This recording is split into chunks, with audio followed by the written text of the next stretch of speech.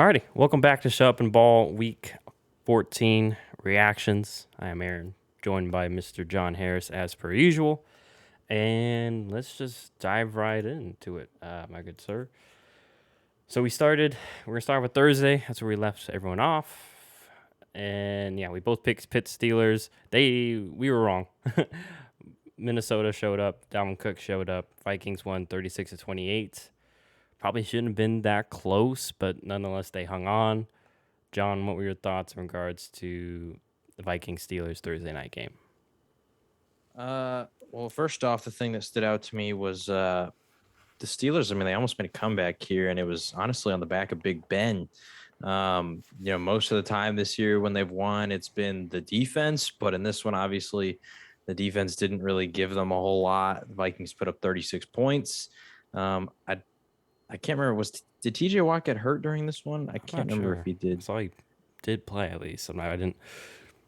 Unfortunately, I was doing some stuff and I tuned in second half when they made their big comeback, but I didn't. I didn't really notice them. He only got one tackle, which seems So strange. I feel like maybe he got hurt in this. I would assume he got hurt. I mean, I I'll look it up vaguely real quick. remember it. Anyway, so basically, I mean, their defense just didn't do them a lot of favors. The Vikings offense was cranking. Dalvin Cook, Justin Jefferson. I mean, the Vikings stars, they did what they had to do. They showed up big time. But the Steelers, I mean, like I said, their offense started to really turn on in the second half. And I mean, they're a couple plays away from potentially even tying this game up. So it was an entertaining one. The Vikings obviously are really happy to come out with a win here because this is a pretty crucial one as we're getting close to the end of the season. Wild card race is heating up. But for the Steelers, this is just a really disheartening result where, I mean, basically just a really bad half of football, and then a really good half of football. It just wasn't enough. And you got to think that, if even one drive in that first half, they did what they did in the second half, then they could have won this game. Yeah, that was, I feel like this was a pretty crucial game that, once the season ends, we're going to see, I don't know, maybe the Steelers missed the playoffs, and you could look back on this one and think, man, if they just played a little bit better in that first half against the Vikings defense, that honestly is not that good. They could have potentially made it. Yeah, and I think we saw this against Cincinnati, and I think earlier in the year too. See when that I think it was a Monday night game when they played Seattle. In the second half, Seattle just came out and ran the ball. We know Seattle's not a great offense, but we saw the Bengals have great success, and it's something I should have factored into. But Minnesota, heavy run team, and obviously it showed and it worked in the first half with Dalvin Cook. And I know he had over 100. He obviously didn't have his 200 yet then. But yeah, and especially I wasn't able to see. I know he's been dealing with a groin injury, so maybe he. I assume he stepped out of the game since he only had one tackle. All right, I think he didn't have much of a stat line. He was T.J. Watt, that is. But yeah, I mean, like you mentioned, John. I mean, I know that Minnesota missed a field goal early, but Pittsburgh on their first drive also missed a field goal. And then from there on out, it was a bunch of 3-and-outs, and they did have one drive that they got a first down, but then basically it was like a 5-and-out. Basically, got that one first down, and it was it.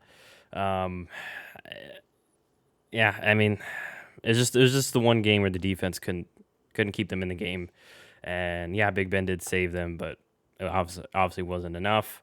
I know there's the issue. I think some people the big hubbub about Chase Claypool. I don't put it all on him.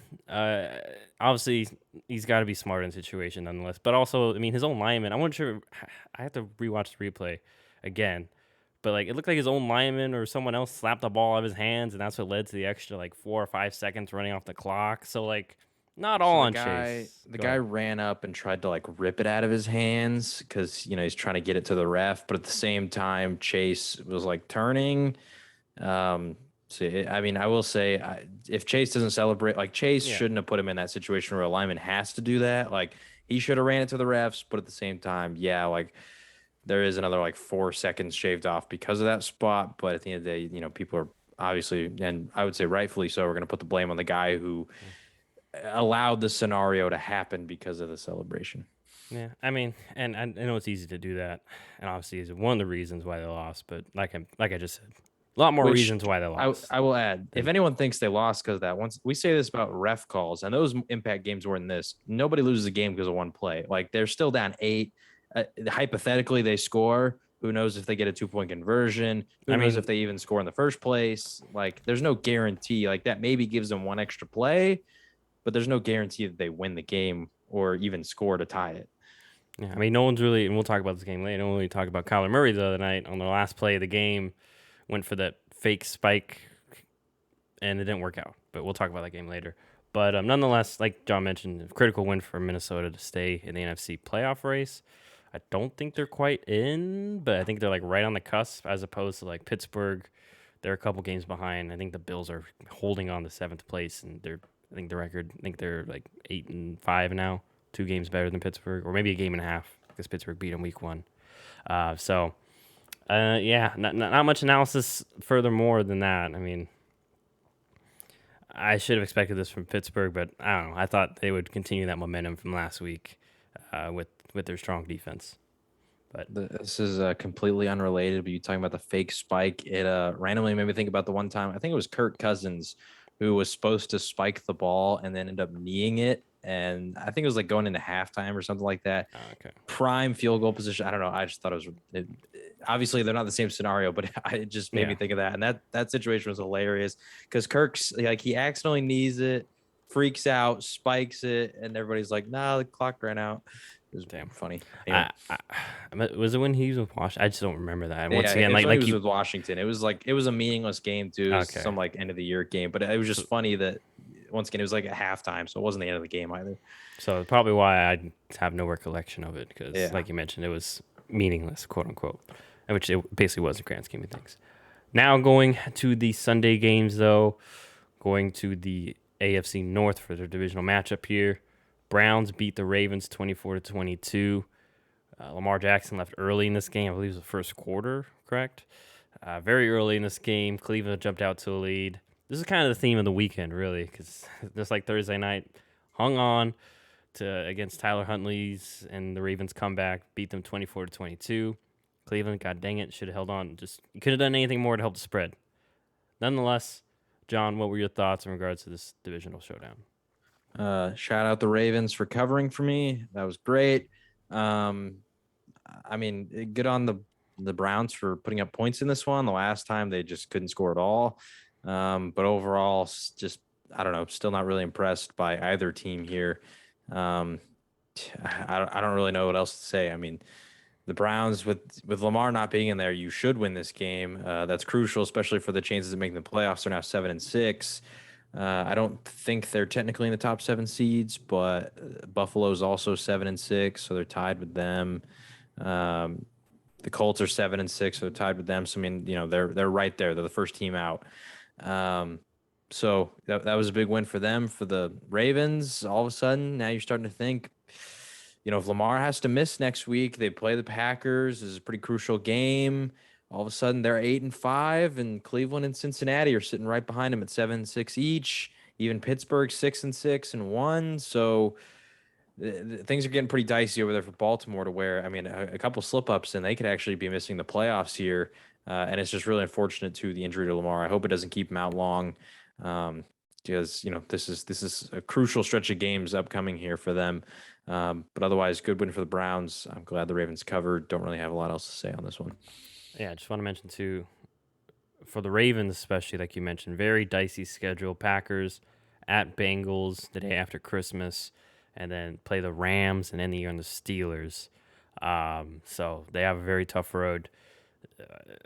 I could easily see them going, 0-4, 1-3. I could also see them going 3-1, just the way their season's gone. But I mean, really, I liked what Cleveland did in the first half. I mean, obviously, I think everyone did.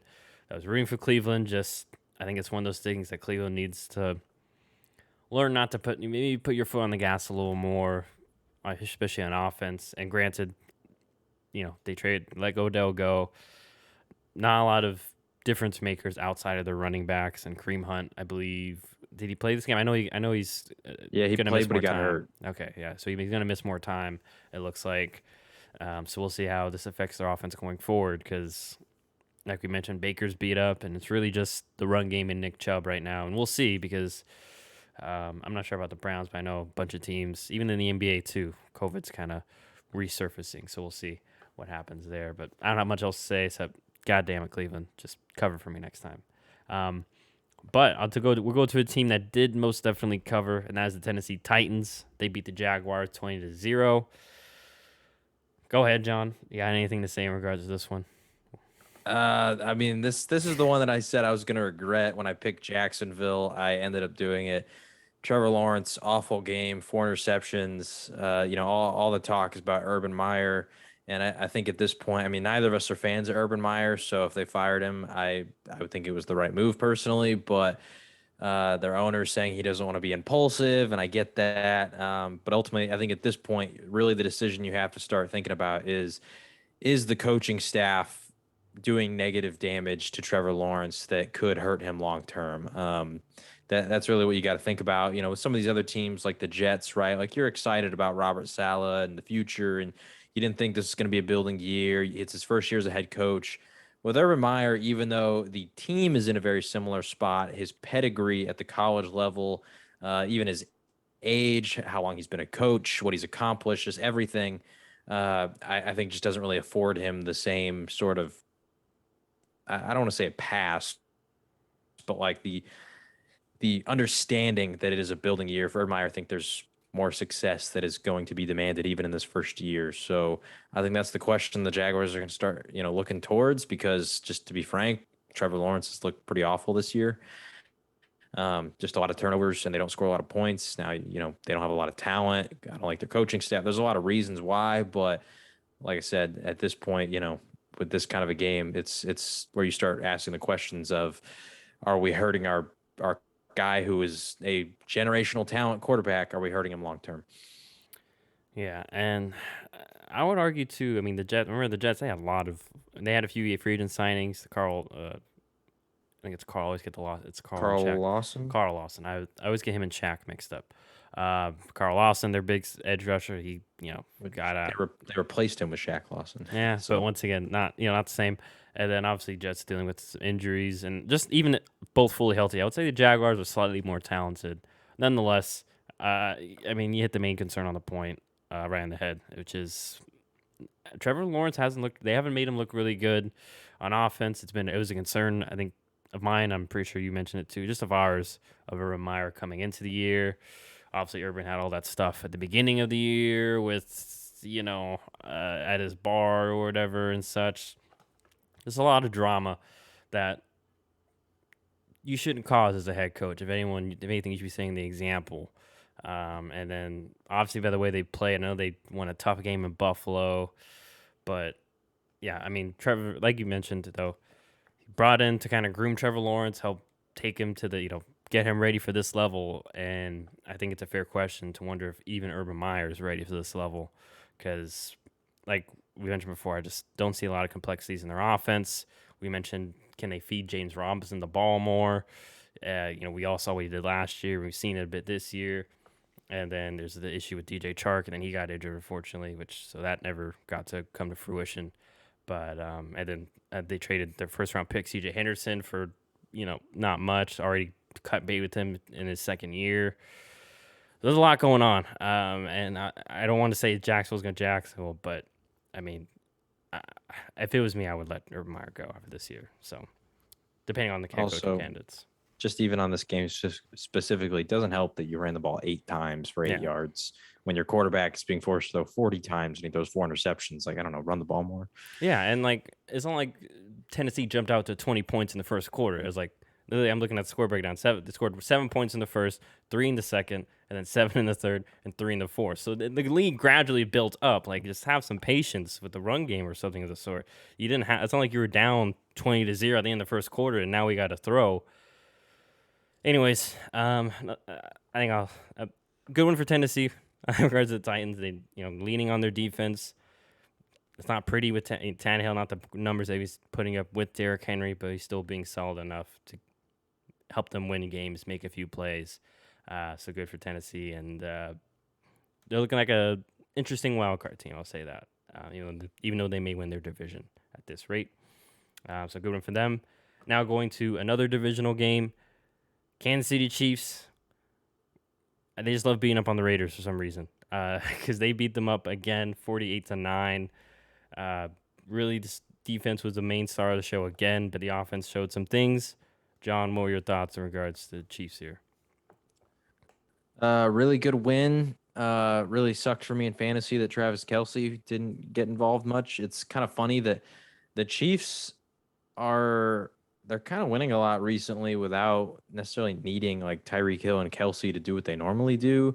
Like typically when the Chiefs would win in the past, it was always like Tyreek would have a monster game. Kelsey would go for over 100 and get, a touchdown or two. Like their key playmakers are the ones that were making plays, but now it's kind of just everybody makes plays. And I think that's going to bode well for you in the long term. Because the big concern was that, hey, the teams are starting to sort of figure out how to box in Tyreek and Kelsey. Like, how do you win? Well, they're doing it, and their defense also turning around and being amazing. I think they've held 3 out of their last 4 opponents to 9 points, which is absurdly good. So, yeah, the Chiefs, they're just doing a really good job. It's a really good win. Rivalry games are always interesting because the Raiders pre-game had that little powwow meeting at the Chiefs logo in the middle of the field, and then afterwards, all the Chiefs players are clowning them for it, saying, "Oh, you did all that just to get smacked." So really, honestly, an embarrassing game for the Raiders. Great win for the Chiefs. Um, for the Raiders, I mean, I know they have every excuse in the world, and rightfully so for why the season has turned sour. But at the end of the day, just looking at the results, they're a team that was looking like they could potentially challenge the division title, and now could quickly be falling into the maybe even the last place spot in the division. Yeah, and it's unfortunate because their division is just it's just a tough division to begin with. With the Chiefs been there so long, Chargers are kind of always and the Denver have always kind of been in the mix as well. But yeah, I think we're starting to see. I mean, Gus Bradley and the defense. Just the Chiefs have figured that defense out. Got to change some things up on there, and then offensively, I think we're. I mean, missing obviously, like I mentioned last week, missing key weapons that they put major investments in. A head coach who obviously deserved to get fired, but had good ideas, had good philosophies. I think so I'll be interested to see. I think that they'll definitely be moving on from their current coach. I forget his name right now, but I think it's Bisaccia, or could I anyway. don't know what is. But nonetheless, yeah, I'll be interested to see what the route Oakland takes, or Oakland, Las Vegas, because they also could get rid of GM. Why am I blanking on him? Someone out there screaming it. I can see the face, the old man, his face. Yeah, I can too, and I can't remember his name either. But nonetheless, maybe Mike moving on. Mayock. Mike Mike Mayock. Mayock. It's alliteration. Yeah, maybe. And who knows? Maybe they move on from Mike Mayock. With the new stadium, and they just start completely fresh with new coach, new GM. That might be the move. Just while you have some pieces like Waller and Max Crosby, maybe get just some new blood and new ideas to reinvigorate the organization. But yeah, like you mentioned, great win for the Chiefs. Wouldn't say their offense is back, but I do like the patience with the run game that they've had, and obviously the defense has been a great surprise. So now going over to the aforementioned Jets, they lost the Saints 30-9. I mean, not much of a shocker. I'll go real quick first. I mean, Taysom Hill ran the ball well, took care of the ball. Saints defense really didn't let the Jets do anything. It was really tough sledding for Zach Wilson in the game. I actually don't believe he had a turnover, which good for him. Maybe he had one. Nonetheless, it kind of went as expected, I felt. But what were your thoughts on this one, John? Yeah, similar thoughts when it's expected. Alvin Kamara's back. Taysom Hill and Kamara, they do the work on the ground. Didn't really do much through the air, and the Jets just offensively don't really do anything because the Saints have a good defense. So, and also, I mean, it doesn't help too that, and we talked about this before, but the Saints have a really good run defense. Then Tevin Coleman's not good to go. Obviously, Michael Carter's still on IR, and you come out of this game where Zach Wilson has to be your leading rusher. What are you going to do offensively? Yeah, and missing two their probably best receivers in Corey Davis and Elijah Moore this game as well. So, writing was kind of on the wall there. We'll just move on from that one. But now going to your game. Your Dallas Cowboys beat the Washington football team 27-20. Also kind of held off a late comeback as Washington scored all their points in the second half. Dallas only scored 3. Nonetheless, I'll let you take it away. What were your thoughts on beating your rivals here, or one of your rivals? Good win. I was a little bit nervous just because earlier before the game, Mike McCarthy declared that we were going to win. And I feel pretty confidently that we are definitely the superior team in terms of talent. But I don't know, when you just say something like that, like just in historically the Cowboys, that seems like a moment where we're going to get clowned for like the next month because of something like that. And then we lose. So I'm really glad that we won. But unfortunately, the story has now become the way that we won, which was it's supposed to be a comfortable victory. And then all of a sudden, there's like 4 minutes remaining in the game. We decide to pass the ball. We do a play action. It was a good play. Um, but just unfortunately,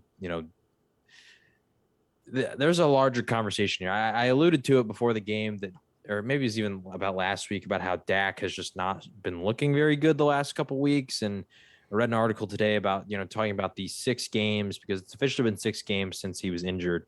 The 6 games prior to the injury in which they went 5-1, and then the 6 games since that he has played, where I think they're like 3-3. And in that span, like his completion percentage is down by 10%. His touchdown to interception rate is worse. Like his yards per game is worse. Just everything is worse.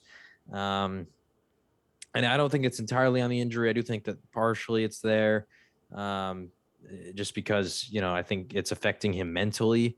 And so that the reason I bring this up is because on this specific play where he threw that pick six, normally Dak is pretty money when he's on the run, but he stopped and tried to set his feet and then throw it.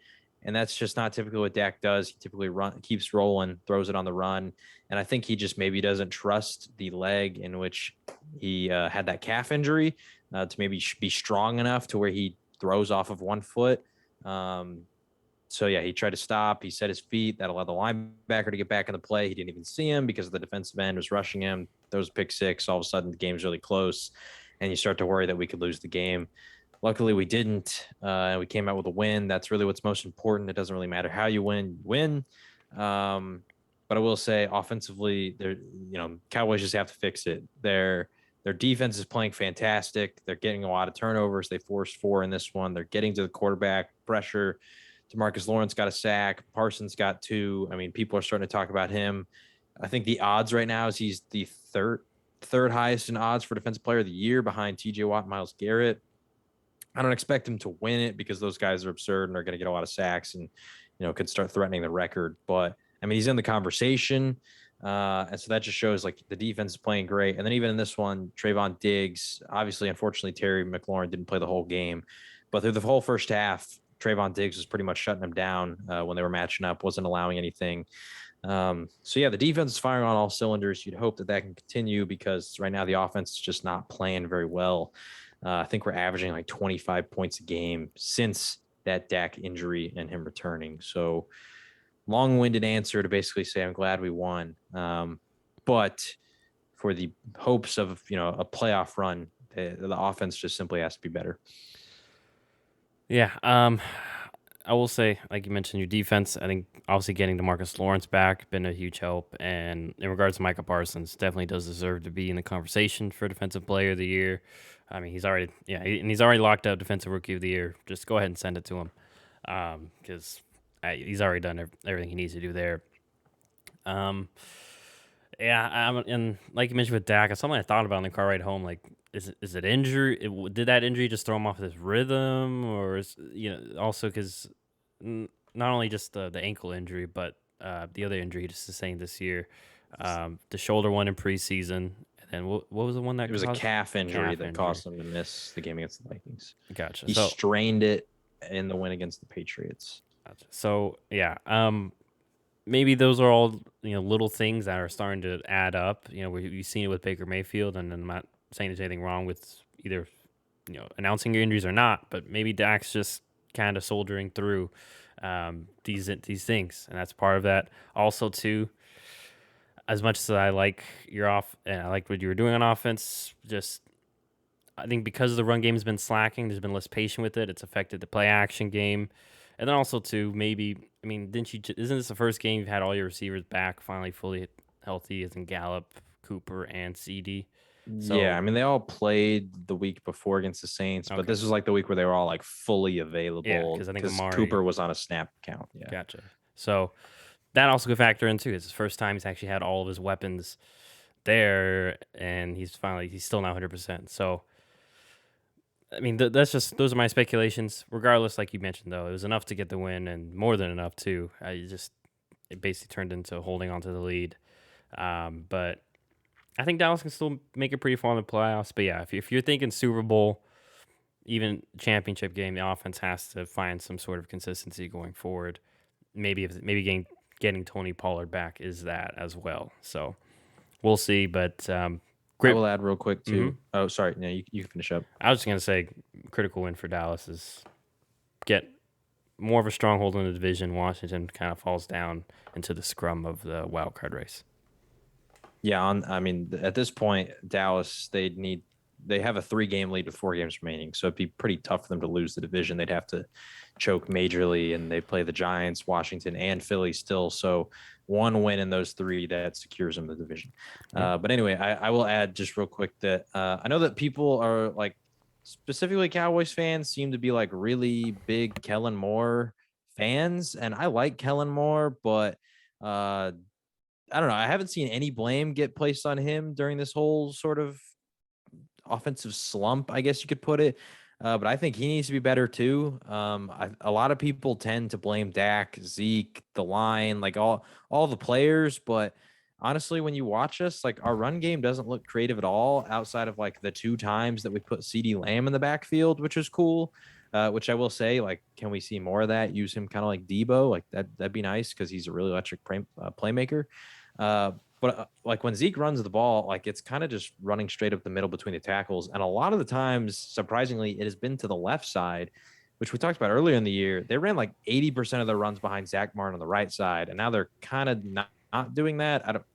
I don't know what's happening, but Kellen Moore needs to be better too at creating opportunities for the run game to get going. And then like you've mentioned the last few weeks, he's got to stay more patient with it because I mean, I know that Pollard wasn't in this one. Zeke is banged up, and unfortunately, in this one, Mike McCarthy said that it was his choice actually to pull Zeke a little bit.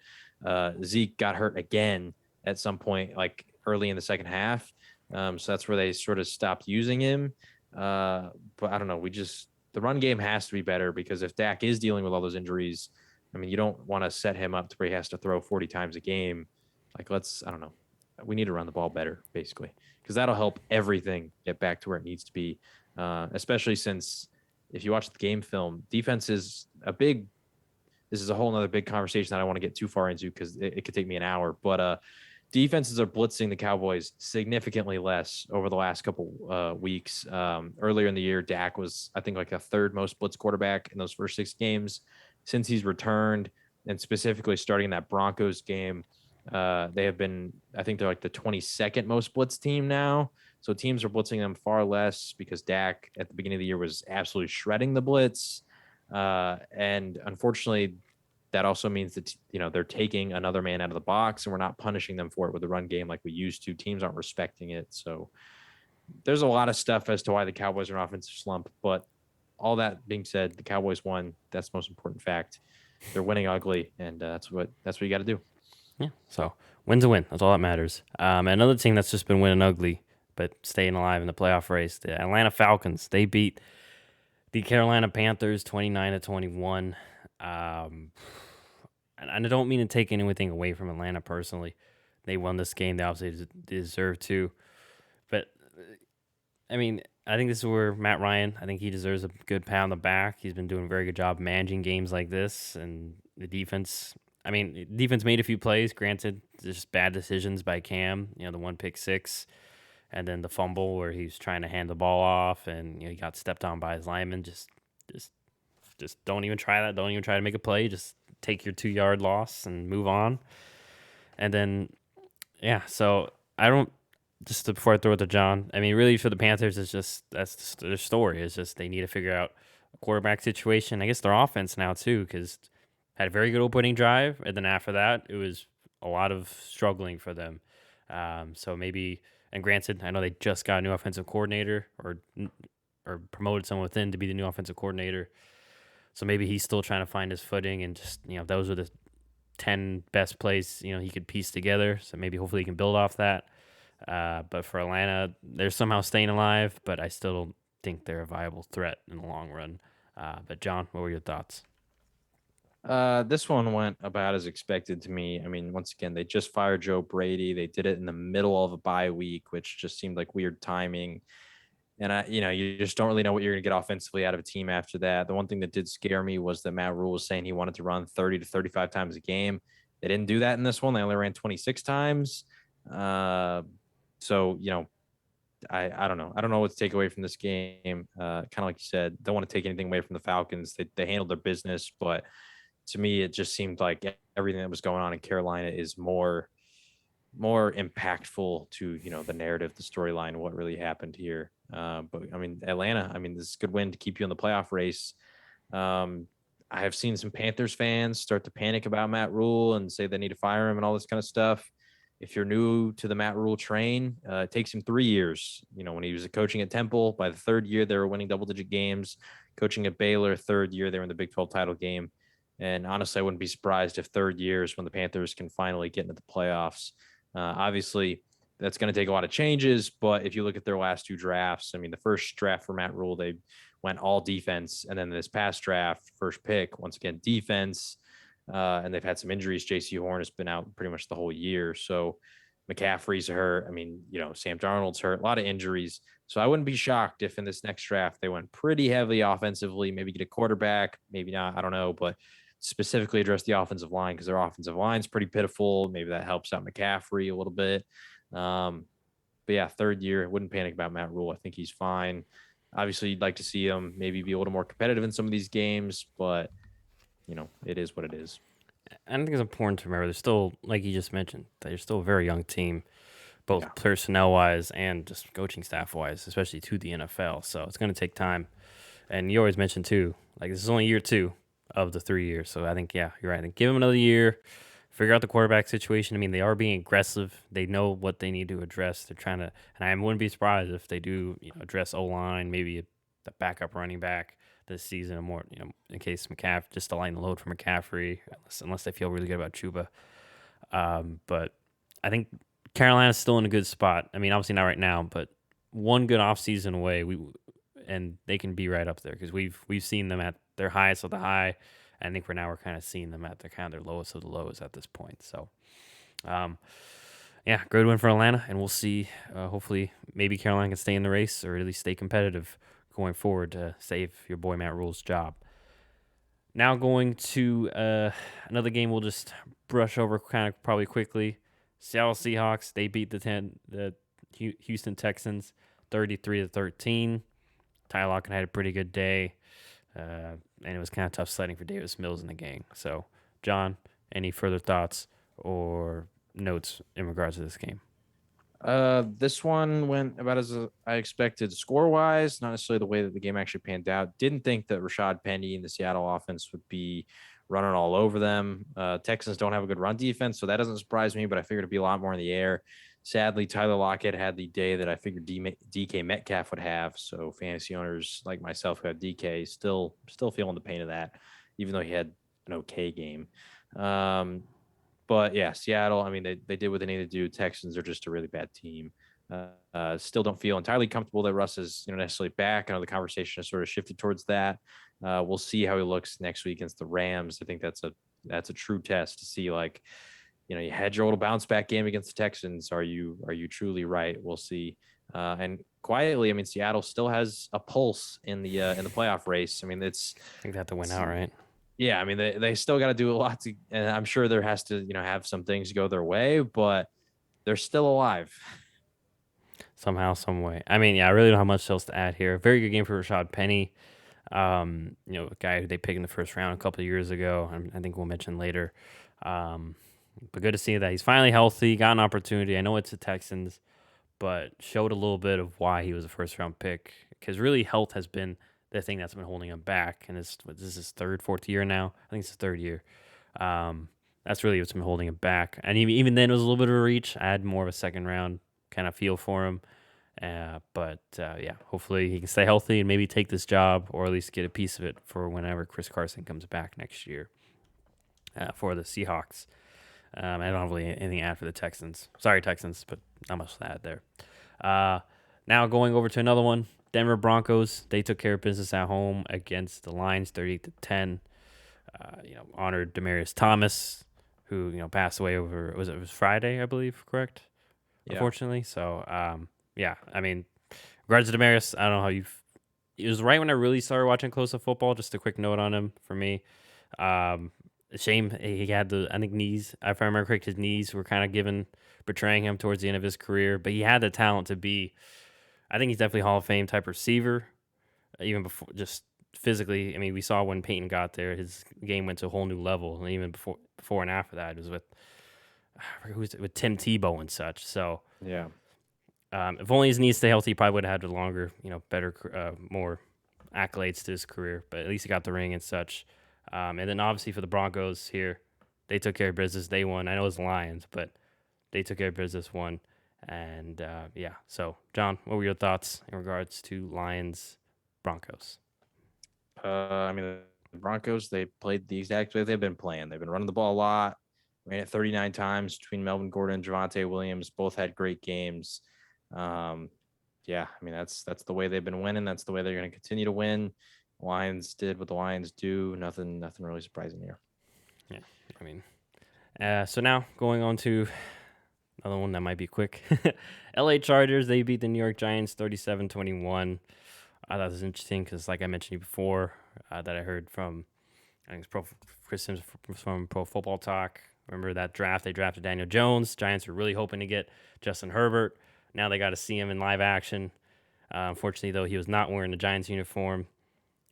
He had a great game, even though they were, they had guys in and out all week due to COVID. I was kind of worried this would be a closer game.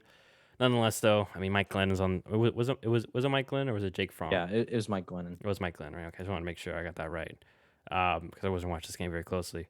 But one of those games where score looks a little bit closer just because Giants scored 14 points in the fourth, but I don't really have much else to add. I mean, Giants, I don't think it's time to get rid of Joe Judge, but maybe time to shake some things up roster wise if they can. But what were your thoughts in regards to this one?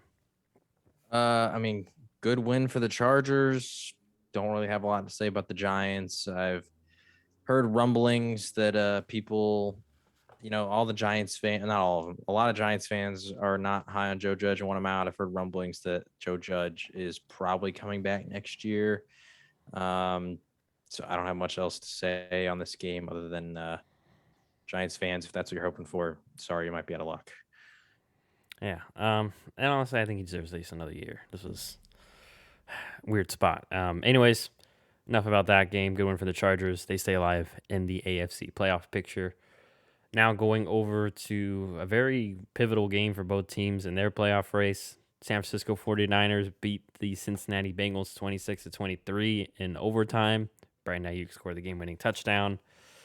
Niners probably should have put this game away sooner, but Bengals came back in the fourth. John, what were your thoughts in regards to what occurred here? This was a really fun game. Shout out Brandon Ayuk for scoring that touchdown. Really saved me in fantasy in one of my leagues. Because without it, I would have lost, and it would have affected seeding. I still would have made the playoffs. But anyway, this is a really exciting one. Watching Red Zone, this one was on quite a bit because I think there was this one and what was the other game? It was Bills Buccaneers that was going kind of late. That also went to overtime, and so they were kind of flipping back and forth between these two. George Kittle, monster game. All the slander before the year when he was not looking the same necessarily. Yeah, all those people probably feel smart. Good win for the Niners. Once again, Jimmy Garoppolo not doing anything crazy, but he's doing what he needs to do. If there's one thing you can say about Jimmy G, it's that he's smart enough to know who his playmakers are, and he knows that is George Kittle, that is Deebo Samuel, that is Brandon Ayuk, and he gets those three the ball. On the other side, really tough loss for the Bengals. Could have been 8-5. Have they played the Ravens yet?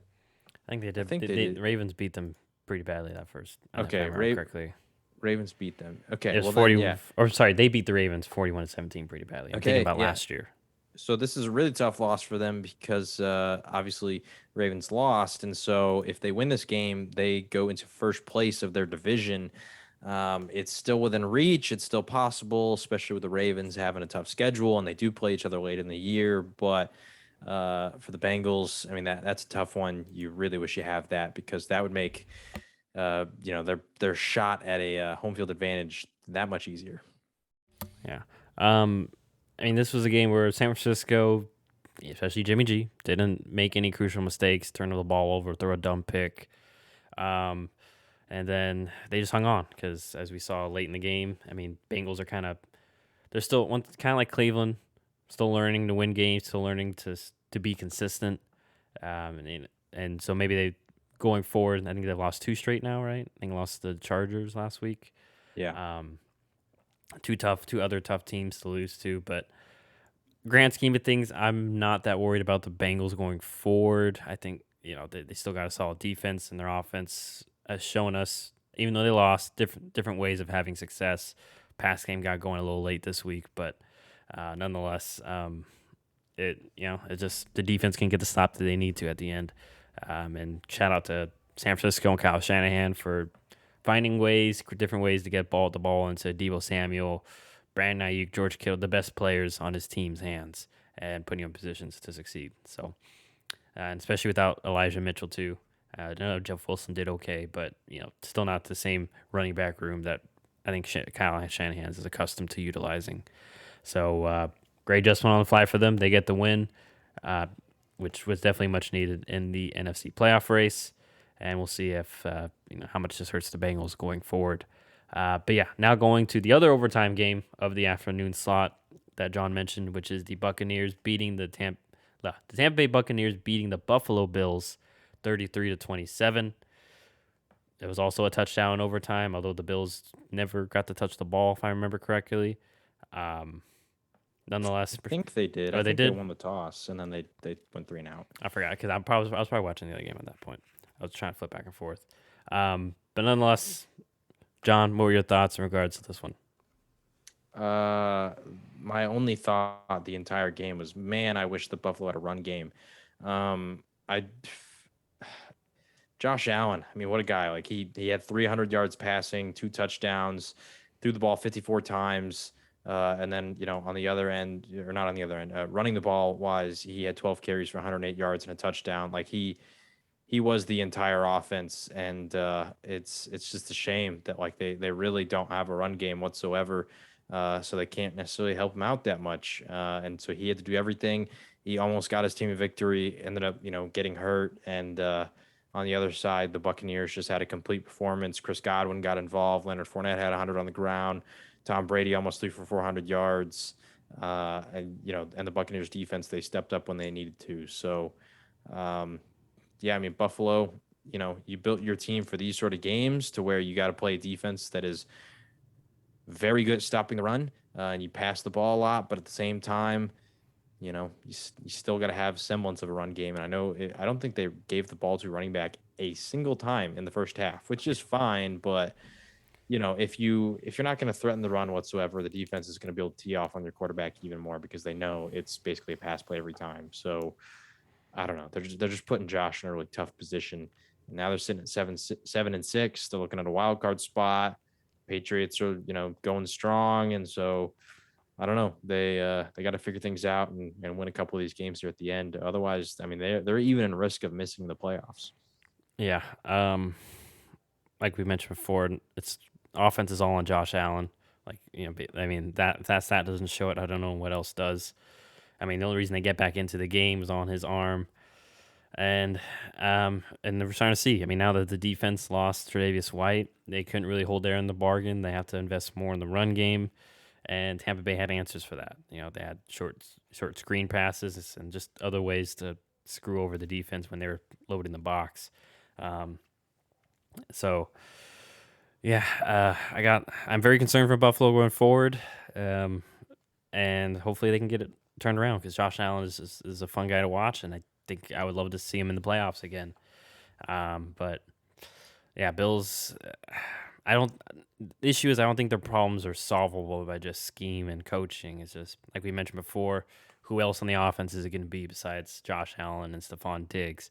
And then now on defense, we praise Gregory Rousseau and guys like that. Beginning of the year, D line's starting to wear down. They're not that big of a D line to begin with, and like we mentioned with the corners, corner depth is a concern.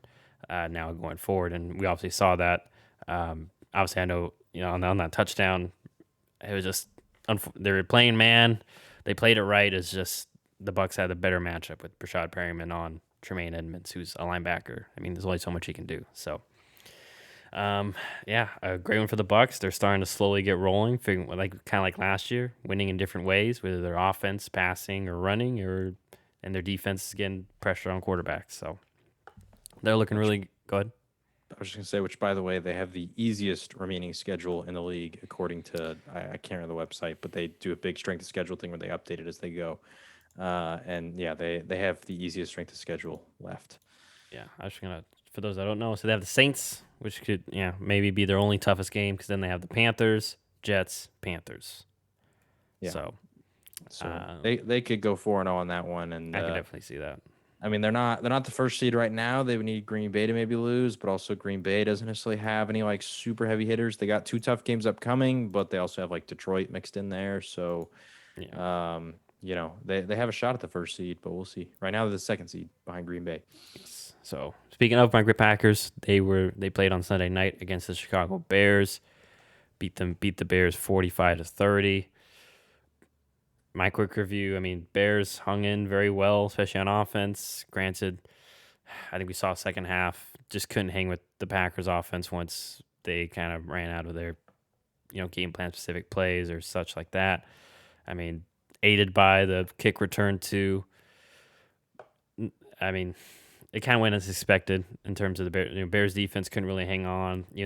Their offense kind of gave them a good jump start, and they were getting pressure on Rodgers early, but I think Rodgers and the offense were able to adjust, get some quick passes, find different ways to get Devontae at the ball as the game went on, and it was curtains. I really don't have better analysis for the Bears game just because it kind of went that way. It was good to see Justin Fields though have a few good plays, but nonetheless, good win for my Packers. So John, what were your thoughts? Yeah, I mean, good win for the Packers. Put up a lot of points. Robert Quinn, that's two times this year you've mocked the belt celebration against Rodgers, and both times you've lost. So maybe you should stop doing that. Um, I liked that the Bears, their speedsters are really kind of the reason they got, kept in this game. Jakeem Grant had some big plays. He had that 46-yard, I think it was a sweep that he got a touchdown on. I can't remember. It was I the think it first one. counts as may have counted as a pass because he technically shoveled it Yeah, forward. it counted as a pass, but I think it was a Yeah, sweep. And basically then it was sweet. Demir Bird, another sweep, 54 yards, kind of the same thing. And then Jakeem Grant after that gets that punt return. So I mean, the speedsters really came into effect in this one, kept Chicago in it. Their special teams did a great job. They recovered that onside kick late. So they did what they needed to do, but unfortunately, the Bears defense they just couldn't stop Green Bay from scoring. So, what are you going to do? Good win for Green Bay. Went about as expected. Yeah, so not much else to go on there. But now I'm going to the main game or one of the premier games of the weekend, which was the LA Rams. They beat the Arizona Cardinals 30-23, shaking up things in the NFC because Arizona was previously held to one spot, but because of that loss, now I guess they're at three now since you mentioned the Bucs are at two. But yeah, I mean, what were your thoughts in regards to this? What happened here? I mean, first off, fantastic win from the Rams. The fact that they came in here, Jalen Ramsey, Tyler Higbee, their starting right tackle, all ruled out with COVID, basically the day of. Fantastic way to come in and still win. Um, I don't know. I don't really have a lot else to say. I just sort of had a feeling the Rams were going to win this one earlier in the week, but then I switched on it, went to the Cardinals. Once I just sort of thought about it, felt like, man, the Cardinals, I don't know, they're just the better team. And then once the Jalen Ramsey news came out, I was like, nah, the Cardinals, they're going to win this one. DeAndre Hopkins is going to have a monster game.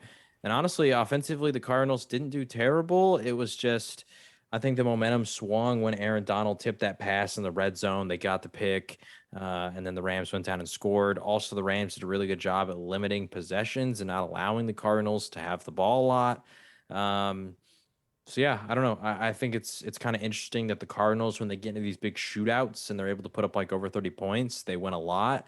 But on the other side, specifically at home, this has been happening. But when they're playing these playoff level teams like the Packers, the Rams, and the scores kind of down low in the 20s, even the sort of kept them down low. They're not able to, win it. So I don't know. I don't really know who to blame in that. Maybe that's Cliff. Maybe that's Kyler. I don't know enough about the Cardinals to really know who's to blame for the fact that they can't get things done late. But really good win from the Rams because, like I said, at the start, I felt like maybe they could win it. But as the news came out, it felt like it was a surefire win for the Cardinals. And the Rams responded in a big way and they came out and they won. It wasn't as close as the score made it seem because the Cardinals, they put up a really late touchdown. And then, the Rams were able to close it off after that. Yeah. I think too the Rams were helped a little more. I know that they were missing Daryl Henderson, but they still were more patient with the run game, and they didn't immediately. They weren't trying to force things from get go. That was their issue. A few of the games, Tennessee, even against Arizona too, and I think if I remember the Packer game too, were just early turnovers put them in the hole, and they had to abandon the run game. They tried to stay very patient with it. Sony Michel ran the ball 20 times. They got Van Jefferson involved a little bit.